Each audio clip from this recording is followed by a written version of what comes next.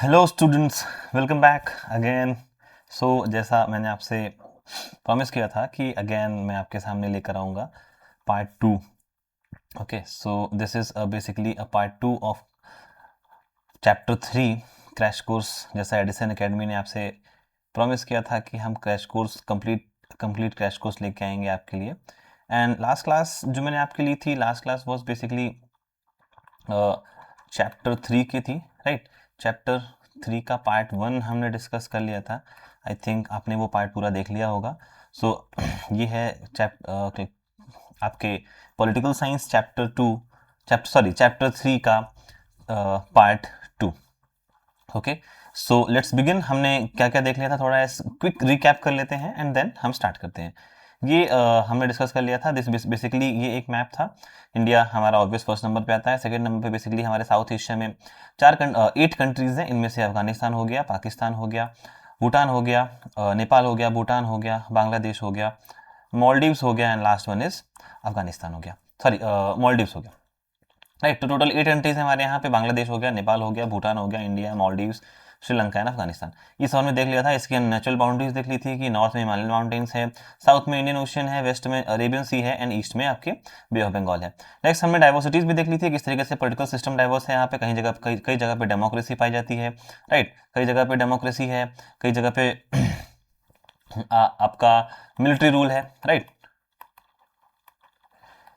तो इस तरीके से कई सारी पॉलिटिकल सिस्टम्स पाए जाते हैं। लैंग्वेजेस, डिफरेंट लैंग्वेजेस पाई जाती हैं। जैसे पाकिस्तान में उर्दू है, राइट। पाकिस्तान में हमारा उर्दू लैंग्वेज है। इंडिया में कई सारी 22 नेशनल लैंग्वेजेस है एज पर आपके कॉन्स्टिट्यूशन के। कई सारे कल्चर्स पाए जाते हैं, रिलीजन्स भी कई सारे हैं और इकोनॉमिक डेवलपमेंट है। तो डाइवर्सिटी पाई जाती है इन साउथ एशिया रिलीजियसली अगर देखा। फिर हमने डेमोक्रेसी स्टेटस देखा था, जहाँ पे हमने कई सारी कंट्रीज को डिफरेंट डिफरेंट तरीके से पढ़ा भी था। इंडिया जितनी कंट्रीज है हम लोग के सामने उन सारी कंट्रीज को स्टडी किया था।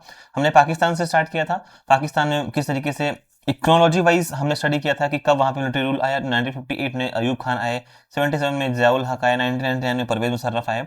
एंड देन डेमोक्रेटिक पीरियड्स भी हमने देखा था कि 1971 टू 77 जुल्फिकार अली भुट्टो, 1998 से 1999 तक Benazir Bhutto and Nawaz Sharif and last one अभी से प्रेजेंट से देखा सिविलियन गवर्नमेंट चल रही है, राइट। आपको ये सब ध्यान रखना है। नेक्स्ट हम आगे बढ़ते हैं। आगे हमने देखा था कुछ फैक्टर्स जो कि रिस्पॉन्सिबल है why democracy failed. Democracy fail क्यों हुई, ये कुछ फैक्टर्स हैं आपके। जैसे कुछ सोशल डोमिनेंस है, कॉन्फ्लिक्ट विद इंडिया है, lack of international support and last one is, इससे कुछ पॉजिटिव साइड्स भी थे। ये सारे पॉइंटर्स हमने डिस्कस कर लिए थे लास्ट क्लास में। लास्ट क्लास को देखिएगा, पूरी तरीके से मैंने वहाँ पे सारे पॉइंटर्स को डिटेल में डिस्कस किया है। हमने देखा था नेक्स्ट कंट्री थी हमारी बांग्लादेश। बांग्लादेश में किस तरीके से बर्थ ऑफ डेमोक्रेसी होती है। लिबरेशन वॉर होता है 1971 में, जो कि 1947 से लेकर 1979 तक पार्ट ऑफ पाकिस्तान था। मुजीबुर रहमान के द्वारा लेड किया जाता है बाय जो रिवोल्यूशन होता है 1970 में, इलेक्शन होते हैं और फिर किस तरीके से बांग्लादेश का बर्थ होता है। इंडिया किस तरीके से हेल्प करता है अवामी लीग की, वो सारी चीजें यहाँ पे लास्ट क्लास में मैंने मेंशन कर दी थी। अगेन फिर हमने क्या देखा था, आफ्टर द बांग्लादेश हमने नेपाल में मोनार्की रिपब्लिक देखा था। श्रीलंका में हमने एथनिक कॉन्फ्लिक्ट देखे थे, कौन कौन से एथनिक कॉन्फ्लिक्ट श्रीलंका में हुए हैं। एंड इसके बाद हमने क्या देखा था, श्रीलंका के बाद हमने भूटान और मालदीव्स को भी कवर किया था अपने फर्स्ट वीडियो में। एंड लास्ट जो हमने कवर किया था दैट वाज डेमोक्रेसी की फाइंडिंग क्या क्या है, जो आपकी एक सर्वे हुआ था, जो कि आपकी बुक में भी दिया हुआ है, एनसीईआरटी की 12th बुक में सर्वे हुआ था। सर्वे में क्या फाइंडिंग्स थी, वो फाइंडिंग्स भी फाइनली हमने कवर कर ली थी। अब हमें आज से स्टार्ट करना है। बेसिकली मैंने लास्ट क्लास में आपको बता दिया था कि मैं आपके लिए कुछ प्रैक्टिस क्वेश्चंस भी लेकर आया था, जो कि आपके एग्जाम के लिए इंपॉर्टेंट है, राइट। आपको प्रैक्टिस करना है, ये प्रैक्टिस क्वेश्चन है आपका। इसे आप घर में प्रैक्टिस कीजिएगा कि describe any 3 factors which is responsible for the future of democracy in Pakistan. ठीक है, 3 फैक्टर्स आपको बताने हैं, जो कि sorry to the failure of the democracy. Democracy वहां फेल क्यों होती है, इसके बेसिकली 3 फैक्टर्स आपको डिस्क्राइब करने हैं। 4 मार्क्स का क्वेश्चन है, तो आई सजेस्ट कि आप 4 फैक्टर्स आपको सजेस्ट करने हैं। Social factor, external factor and Indo Pakistan relation, ये 3 फैक्टर मैंने आपको दे दिए हैं। 4 फैक्टर्स आप खुद से फाइंड आउट करिएगा। This is basically an answer. अगर आप कमेंट करेंगे पीपीटी तो मैं आपको पीपीटी शेयर कर दूंगा। ओके, नेक्स्ट पार्ट में आगे बढ़ते हैं। हम आज से यहां से स्टार्ट करना था हमें कि conflicts in South Asia overview. हमारे साउथ एशिया में क्या क्या कन्फ्लिक्ट्स हैं उसको हमें आज समझना था। Major conflicts in South Asia अपने पार्ट 2 वीडियो हम यहां से स्टार्ट करेंगे basically, right. As you know, मेरा नाम अंकित है। मैं आपको पॉलिटिकल साइंस और हिस्ट्री पढ़ाता हूँ। आज चैप्टर 3 साउथ एशिया का जो आपका चैप्टर है एनसीईआरटी क्लास 12th का, उसका पार्ट सेकंड वीडियो है, फर्स्ट वीडियो थोड़ा सा लंबा हो गया था। आई विल ट्राई कि ये वीडियो थोड़ा सा कम हो और आप कम टाइम में ज्यादा नॉलेज गेन करके अपने एग्जाम में अच्छा स्कोर कर सकें। ठीक है, तो हम स्टार्ट करते हैं। Basically major conflicts in South Asia, post cold war era पे हम सीधे चलते हैं। कोल्ड वॉर एरा में जो कॉन्फ्लिक्ट्स थे वो थे ही बेसिकली, कोल्ड वॉर एरा में हम यहाँ पे नहीं पढ़ेंगे किस तरीके से कॉन्फ्लिक्ट्स थे वहाँ पे। अगर मैं आपको थोड़ा सा एक ओवरव्यू देना चाहूँ तो आपको पता है कि इंडिया और पाकिस्तान के बीच क्या चल रहा था। ठीक है, पाकिस्तान ने आपने देखा था कि पाकिस्तान ने सीएटो और सेंटो ज्वाइन कर लिया था, राइट। जब पाकिस्तान ने सीएटो और सेंटो ज्वाइन किया था, एक सेकेंड, हाँ, पाकिस्तान ने सीएटो और सेंटो ज्वाइन कर लिया था, तो पाकिस्तान बेसिकली वेस्टर्न अलाइंड हो गया था, बेसिकली यूएस ग्रुप का पार्ट बन गया था, और इंडिया ने किसको ज्वाइन किया था, इंडिया नैम का पार्ट था। ठीक है, तो इस तरीके से कोल्ड वॉर का टाइम पे ड्यूरेशन चल रहा था, वो हमारे लिए इंपॉर्टेंट नहीं है। बेसिकली हमें टाइप्स ऑफ कन्फ्लिक्ट समझना है इन साउथ एशिया में, किस तरीके से कन्फ्लिक्ट्स हैं। बॉर्डर डिस्प्यूट चल रहे हैं सारे साउथ एशियन कंट्रीज के भी चलते हैं, चाहे इंडिया पाकिस्तान हो, इंडिया नेपाल हो, इंडिया बांग्लादेश हो, पाकिस्तान अफगानिस्तान को लेकर हो, या फिर इंडिया श्रीलंका को लेकर हो। इन सारे कंट्रीज के बीच क्या चलते रहते हैं, बॉर्डर डिस्प्यूट चलते हैं। वाटर शेयरिंग डिस्प्यूट भी चलते हैं, इंडिया नेपाल के बीच काली नदी तीस्ता नदी को लेकर चलता है। इंडिया और बांग्लादेश के बीच गंगा नदी और मेकांग नदी को लेकर चलता है। गंगा और मेकांग कॉपरेशन भी हुआ है हमारे बीच। ठीक है, पाकिस्तान और हमारे बीच सिंधु नदी को लेकर चलता है। वाटर शेयरिंग कितना होगा कितना नहीं होगा, 1960 में वर्ल्ड बैंक के मीडिएशन के थ्रू एक हमने समझौता कहिए या बेसिकली सिंधु जल समझौता भी किया है हमने, इंडस वाटर ट्रीटी भी साइन करी है। इंसर्जेंसी एंड एथनिक स्ट्राइफ, ये भी इंपॉर्टेंट एक कंफ्लिक्ट है जो साउथ एशियन कंट्रीज के बीच दिखता है। रिसोर्स शेयरिंग, रिसोर्सेज कैसे हम शेयर करेंगे कैसे नहीं करेंगे, इसका एक मेजर इशू है हमारे साउथ एशियन कंट्रीज के बीच में। Nuclear arms race, basically South Asia में अगर आप देखोगे तो सिर्फ इंडिया एंड पाकिस्तान ही अभी क्या है, न्यूक्लियर कंट्री है। इन दोनों के बीच न्यूक्लियर आर्म रेस चल रही है। And cross border terrorism, cross border terrorism का मतलब है बेसिकली बॉर्डर के उस पार जो टेररिज्म होता है बॉर्डर को लेके, उसमें क्या क्या इश्यूज है हमें वो समझना है। ठीक है, तो These issues make the region very turbulent, but also recognition that cooperation can bring prosperity. तो ये सबने रिकॉग्नाइज किया है कि if these countries can cooperate with each other, then prosperity आ सकती है इस रीजन में। बट ये जो दीज आपको ये सारे कन्फ्लिक्ट्स दिख रहे हैं, तो these conflicts make this region very turbulent. ये सारे क्या कर देते हैं, बहुत टर्बुलेंट बना देते हैं, जिसकी वजह से साउथ एशिया अभी तक उतना डेवलप नहीं हो पाया है जितना डेवलप्ड होना चाहिए था, राइट। अब हम एक एक करके सारे कन्फ्लिक्ट्स को देखने की कोशिश करेंगे, क्या क्या मेजर कन्फ्लिक्ट्स हैं। जैसे पहला है इंडिया और पाकिस्तान के बीच कन्फ्लिक्ट्स। अगर आप इंडिया और पाकिस्तान को देखेंगे तो इंडिया और पाकिस्तान हमेशा से नॉन कंट्रीज रहे हैं हमारे और आपके लिए, कभी ना कभी न्यूज में पाकिस्तान बना रहता है इंडिया को लेकर। सो इंडिया पाकिस्तान के बीच द प्राइमरी कंफ्लिक्ट, पहला और सबसे important measure the core conflict, यहां पे लिखा हुआ भी है कश्मीर इशू। कश्मीर को लेके पाकिस्तान हमेशा से कश्मीर को ये बोलता है कि ये हमारा पार्ट है, और हम मानते हैं कि कश्मीर हमारा इंटीग्रल पार्ट है। इसकी हिस्ट्री आपने आई होप पढ़ ली होगी अपने प्रीवियस क्लासेस में, कि कैसे कश्मीर इंडिया का पार्ट बना था, कैसे राजा हर सिंह ने लेटर पे साइन किया था, एंड देन हमारा पार्ट वो बना था 1947 में। ठीक है, पीओके का जो पार्ट है वो भी इंडिया कहता है कि हमारा पार्ट है, और पाकिस्तान कहता है ये हमारा इंटीग्रल पार्ट है। वो डिफरेंट मैटर है, हमें यहाँ पे सिर्फ इश्यूज डिस्कस करना है। कश्मीर इशू को लेके 1947-48 में वॉर भी हो चुकी है, जहां पे division into PoK and Indian JNK, ये डिवाइड हो चुका था, कश्मीर को दो पार्ट में डिवाइड करना पड़ गया था। फिर line of control LOC, LOC बनाया गया। 1965, 1971 ये तीन वॉर में से बेसिकली हुई है। 1965 में भी वॉर हुई, कश्मीर रिमेन अनसेटल्ड। 1971 और यहाँ पे एक वॉर मेंशन नहीं है, मैं आपको बता देता हूँ, 1999 कारगिल वॉर। ठीक है, ये भी कश्मीर इशू को लेकर ही थी। तो आप ये भी मेंशन कर सकते हो कि पाकिस्तान और इंडिया के बीच अब तक मेजरली 4 वॉर हो चुकी हैं। First one is 1947-48, second one is 1965, third one is 1971 and fourth one is 1999। 3 war हो चुकी हैं। तो स्टेटस क्या है अभी इंडिया और पाकिस्तान के बीच का? Most silent and overwhelming conflict, Pakistan claims Kashmir belongs to it, issue remains unresolved. अभी तक इशू रिजॉल्व है, कई सारे अटैक पाकिस्तान कश्मीर में करा चुका है। अभी ऑपरेशन सिंदूर कुछ दिन पहले हुआ था, आपने देखा था किस तरीके से इंडियन पॉलिटिक्स में उथल पुथल पूरी तरीके से कंफ्लिक्ट हो चुका था। हम बढ़ते हैं अपने इंडिया पाकिस्तान के कंफ्लिक्ट नंबर 2 पर, that is nuclear weapons and arm race. Nuclear weapon and arm race, अब देखिए इंडिया ने न्यूक्लियर वेपन, इंडिया का जो पहला था nuclear test that was Pokhran 1। Pokhran 1 India ने 1974, जब इंदिरा गांधी आपकी प्रेसिडेंट प्राइम मिनिस्टर थी, उस टाइम पे operation smiling Buddha code name था उसका, ऑपरेशन स्माइलिंग बुद्धा के अंडर पोखरण 1 कर लिया था 1974 में। लेकिन इंडिया लगभग 1998 में 5 अंडरग्राउंड न्यूक्लियर टेस्ट करता है और सक्सेसफुली करता है। पाकिस्तान इसको रिएक्ट करता है और इसका रिस्पांस देता है। अपने न्यूक्लियर टेस्ट सक्सेसफुल टेस्ट थे जो करता है पाकिस्तान इंडिया के करने के जस्ट 2 महीने बाद या अगले महीने चगाई हिल्स में। चगाई हिल्स में पाकिस्तान रिस्पॉन्ड देता है और पाकिस्तान भी एक न्यूक्लियर स्टेट बन जाता है।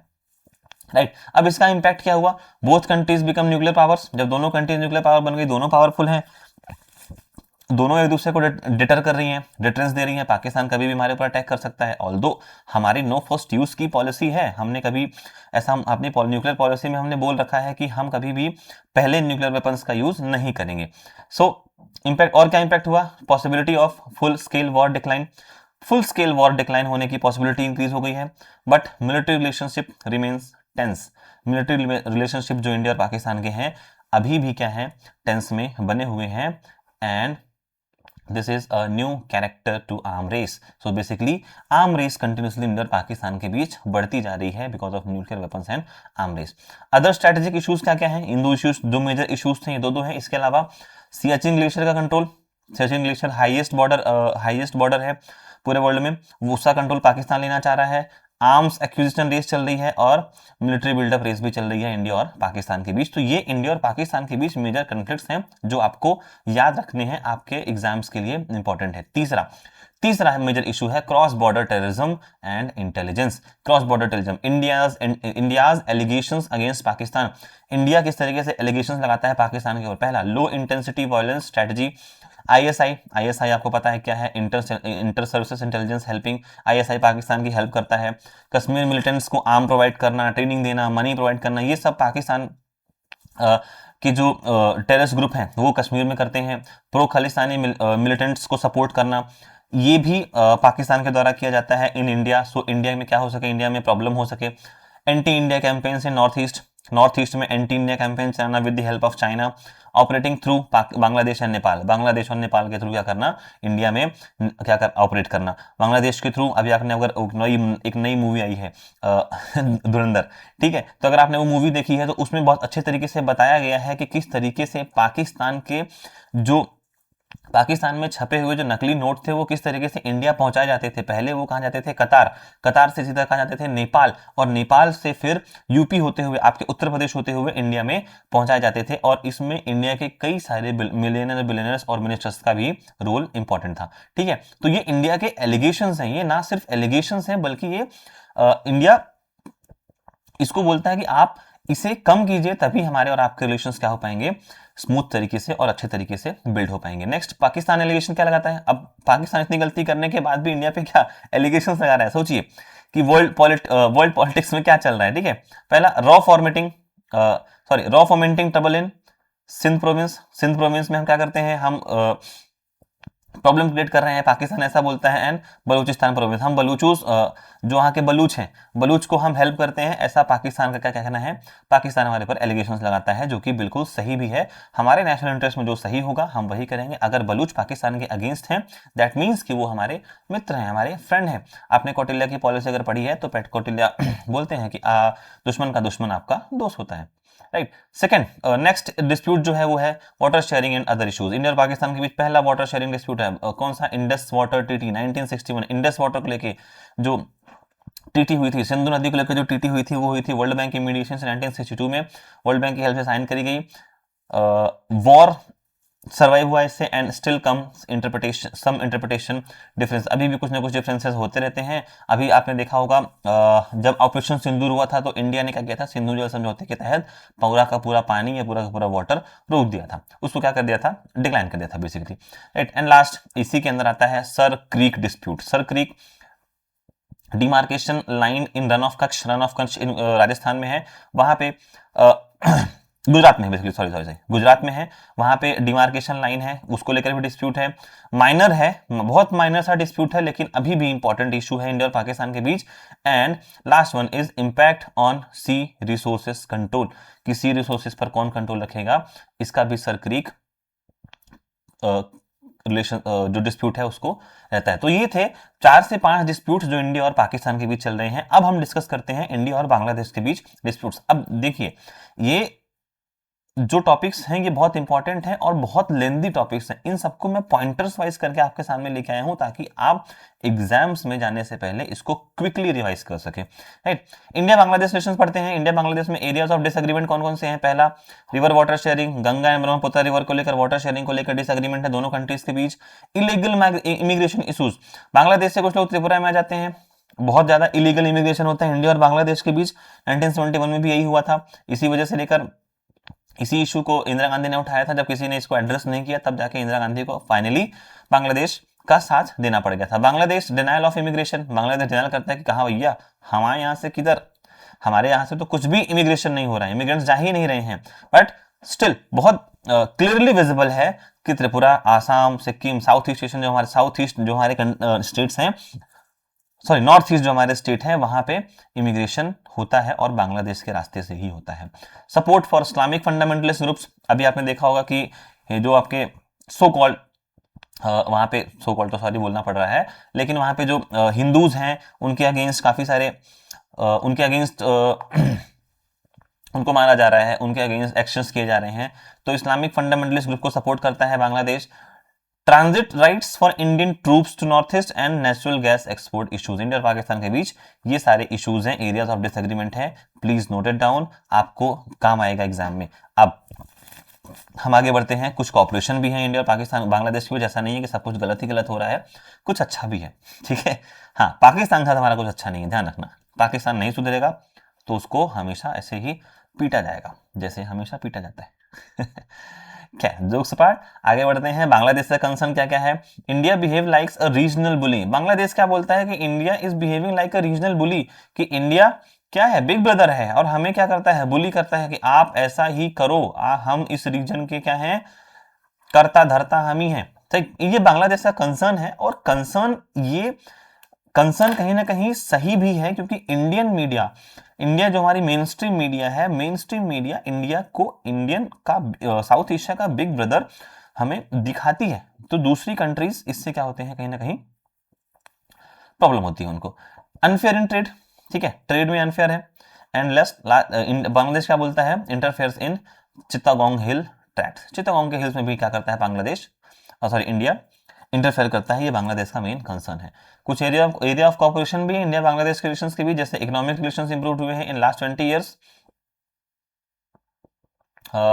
Part of India's lookist policy and actist policy, Bangladesh is a part of India lookist policy and actist policy। India की एक पॉलिसी है, उस पॉलिसी को भी हम डिटेल डिस्कस करेंगे अगली क्लासेस में।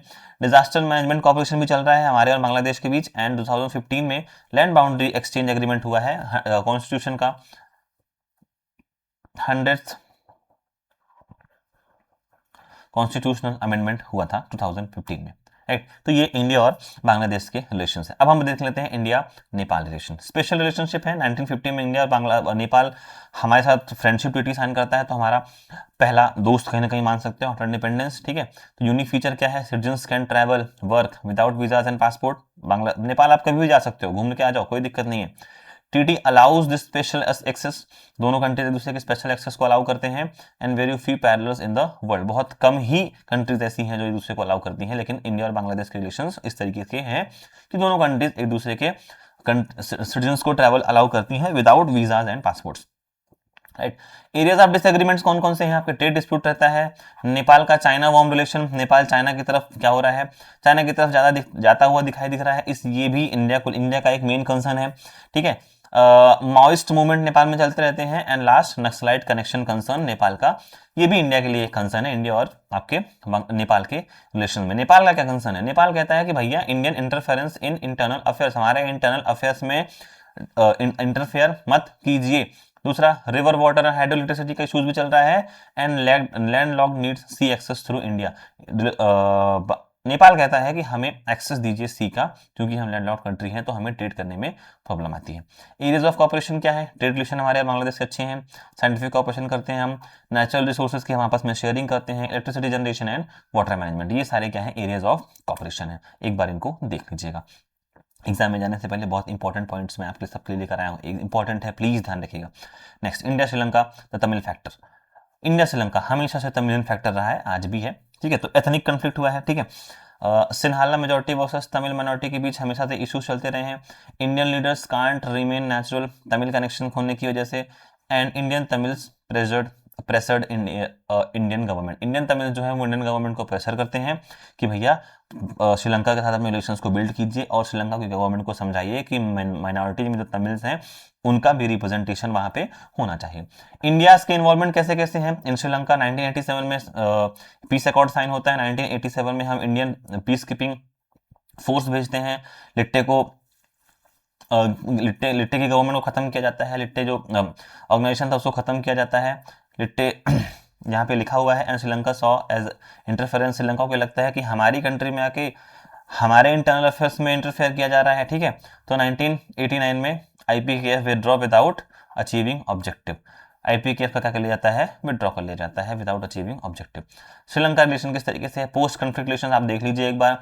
एफटी एग्रीमेंट साइन हुआ है, फ्रीटेड एग्रीमेंट साइन हुआ इंडिया श्रीलंका के बीच। इंडिया ने हेल्प की थी जब भी श्रीलंका में सुनामी आई थी और रिलेशन इंप्रूव्ड सिग्निफिकेंटली। और इवन आपको बता दूं कि जब श्रीलंका में अभी इंटरनल इश्यूज हुए थे, इकोनॉमिक क्राइसिस आया था, जब श्रीलंका में आपका इकोनॉमिक क्राइसिस आया था, अभी कब आया था आप मुझे कमेंट में बताइएगा, तब इंडिया ने श्रीलंका को $8 बिलियन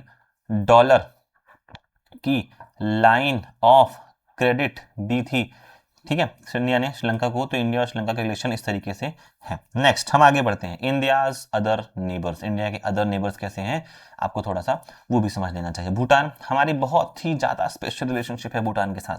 तो भूटान इज द कंट्री जो बहुत पीसफुल कंट्री है और हमारे साथ उसके रिलेशन बहुत अच्छे हैं, हिस्टोरिकली, रिलीजियसली, सोशली, इकोनॉमिकली और हर तरीके से। वेरी स्पेशल रिलेशनशिप, कोई मेजर कंफ्लिक्ट नहीं है भूटान का हमारे साथ क्या इवन वर्ल्ड में किसी के साथ भी नहीं है, एक्सक्लूडिंग चाइना।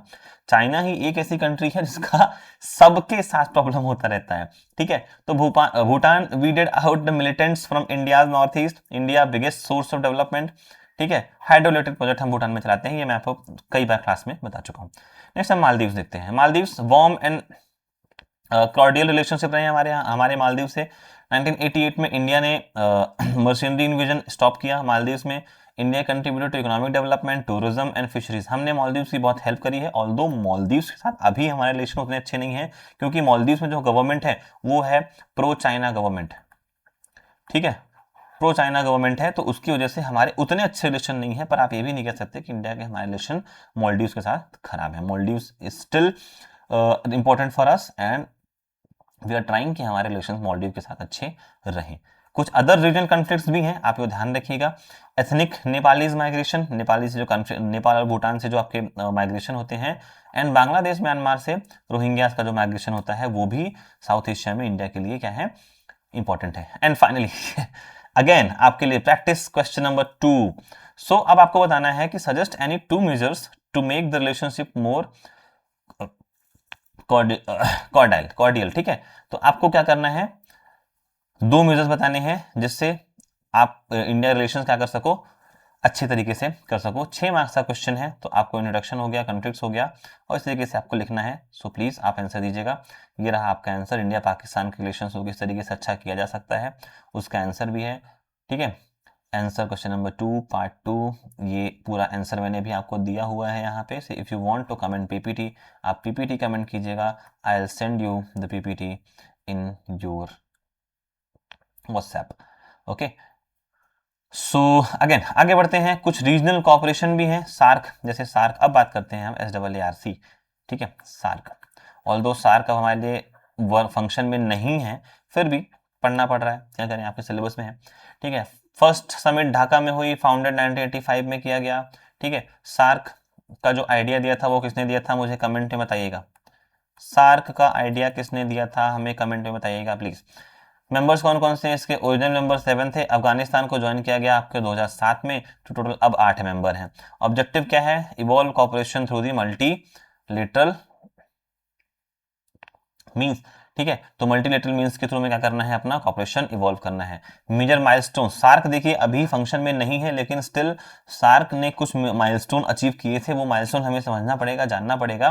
तो 1985 में सार्क चार्टर साइन होता है, 2004 में SAFTA South Asian Free Trade agreement होता है, 12th समिट इन इस्लामाबाद, 2007 में अफगानिस्तान ज्वाइन करेगा एंड 2014 में 18th समिट होती है काठमांडू इन नेपाल। सॉरी, प्रॉब्लम क्या है, सक्सेसफुल नहीं है, बिल्कुल भी नहीं सक्सेसफुल है, ध्यान रखिएगा। Persisting political differences, India Pakistan के बीच पॉलिटिकल डिफरेंसेस, इंडिया नेपाल के बीच पॉलिटिकल डिफरेंसेस, इंडिया आपके बांग्लादेश के बीच पॉलिटिकल डिफरेंसेस, उसकी वजह से इंडिया पाकिस्तान की टेंशन हमेशा बनी रहती है, इसकी वजह से सार्क कभी फंक्शन कर ही नहीं पाता एंड लिमिटेड प्रैक्टिकल आउटकम्स, कोई प्रैक्टिकल आउटकम्स इसका नहीं है, इसलिए भी सार्क कभी भी सक्सेसफुल नहीं हो पाया। साफ्टा, साफ्टा इंपॉर्टेंट एग्रीमेंट था, 2004 में होता है, 12th समिट इस्लामाबाद में होती है, वहां पे होता है, इफेक्टिव फ्रॉम जनवरी 2006। एम क्या था SAFTA, South Asian Free Trade agreement.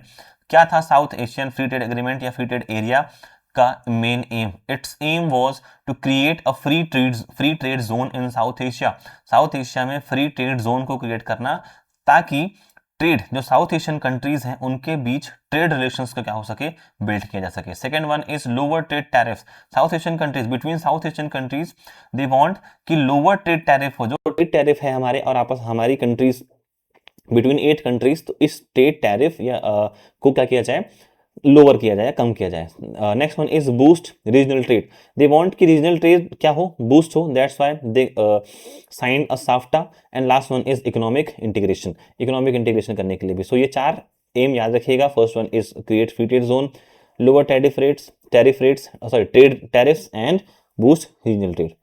फिर आते हैं हम कुछ डिबेट्स पे, कुछ कंसर्न भी हैं। तो कंसर्न अगेन वही, SAFTA, India evolving their markets, इस तरीके से कंसर्न है। वही आपके फियर ऑफ डोमिनेंस का फियर रहेगा, इंडिया डोमिनेट कर देगा, ठीक है, कमर्शियल प्रेजेंस रहेगी, इंडिया का इन्फ्लुएंस रहेगा, तो इंडिया की बात मानेंगे सब। तो इस तरीके से यही कंसर्न्स है साफ्टा के।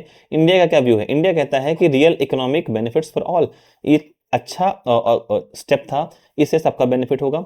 मोर trade is just equal to better political cooperation, जितना ज़्यादा ट्रेड होगा कंट्रीज के बीच उतनी ज़्यादा पॉलिटिकल कॉपरेशन होगी। Already has bilateral agreements anyway, जितने भी बायलैटरल एग्रीमेंट्स हैं सबके बीच, फिर भी हमें साफ्टा ज्वाइन करना चाहिए। Current status sign and in effect but implementation challenges remain, implementation challenge अभी भी है पाकिस्तान के बीच।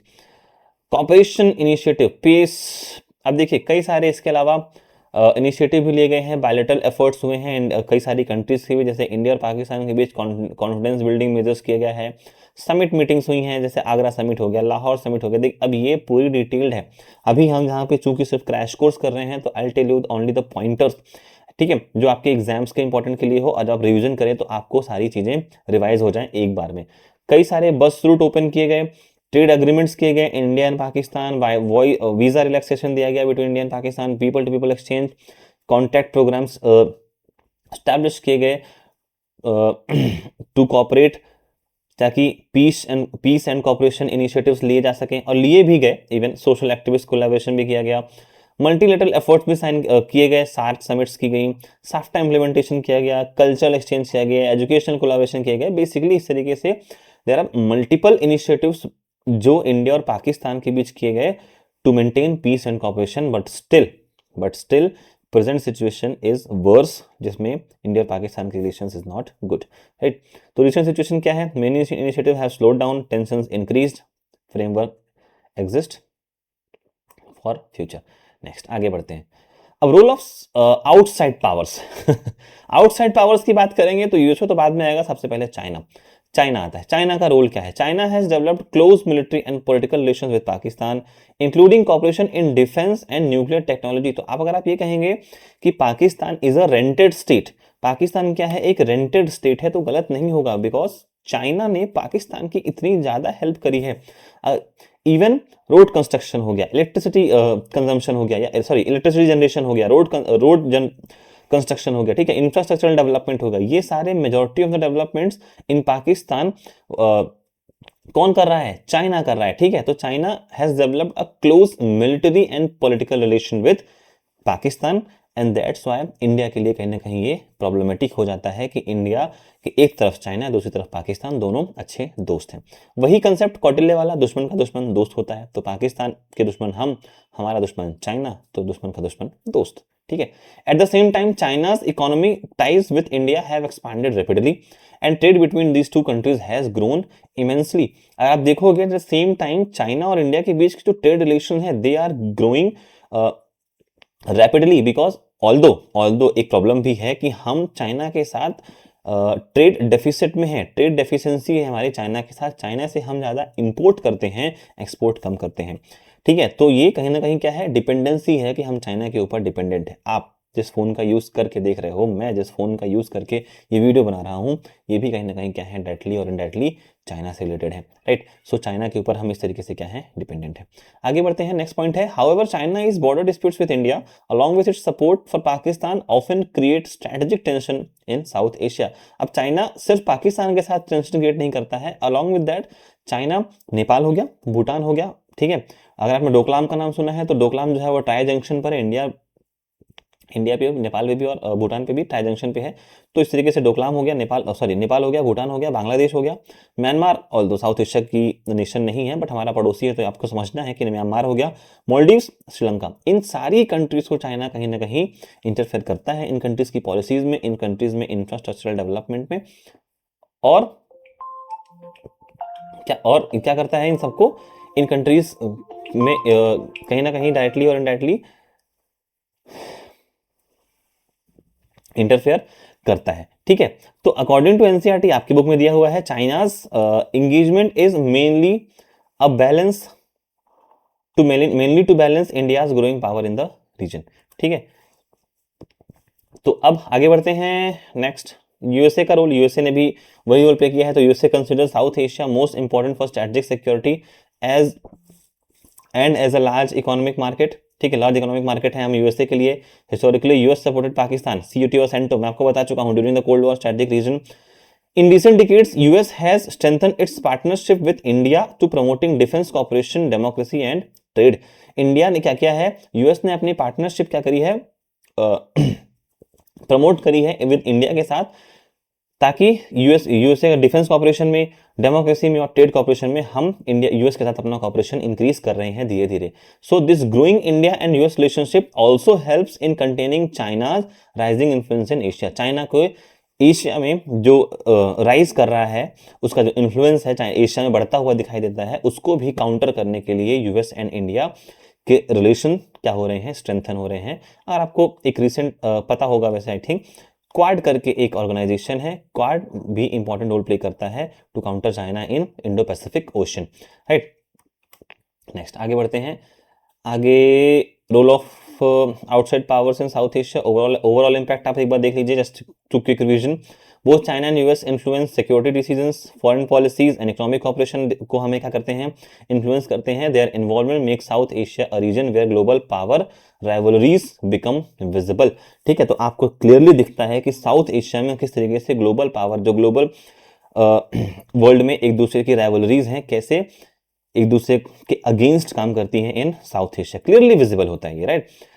क्विक रिवीजन चेकलिस्ट, अब ये चेकलिस्ट आपके लिए मैंने बना दी है, अभी मैं आपको यहाँ सिर्फ दिखा देता हूँ, वो पूरी चेकलिस्ट है जस्ट फॉर क्विक रिवीजन। ठीक है, आपने जैसे मैं यहाँ पे मैंने दिया हुआ है कि क्या क्या कंट्रीज में आइडेंटिफिकेशन है, डेमोक्रेसी का स्टेटस क्या है, कौन कौन से कन्फ्लिक्ट्स हैं, राइट, यहाँ पे मैंने लिख दिया है। एंड लास्ट, कॉपरेशन किस किन एरिया में होता है, डेट्स कौन कौन सी है जो आपको रिमेंबर करनी है टू योर जस्ट आपके एग्जाम एमसीक्यूज जो आपसे क्वेश्चन एग्जाम में पूछाते हैं उसके लिए, राइट। सो कमेंट कीजिएगा पीपीटी, ये सारी पीपीटी आपको शेयर कर दी जाएगी बाय आर टीम, राइट। ठीक है, तो फाइनली हमारा चैप्टर 3 खत्म होता है। पार्ट 1 पार्ट 2 में था, 2 पार्ट में मैंने इसको खत्म किया है। आपके लिए काफ़ी इंपॉर्टेंट चैप्टर रहेगा। नेक्स्ट हम पढ़ेंगे आपका चैप्टर 4। मिलते हैं नेक्स्ट वीडियो में, तब तक के लिए पढ़ते रहिएगा, एग्जाम के फोकस करिएगा और हमारे ज्वाइन कीजिएगा हमें इंस्टाग्राम पे, eight the same time Telegram पे भी, टू अपडेट के लिए। ठीक है, so thank you so much, पढ़ते रहिएगा।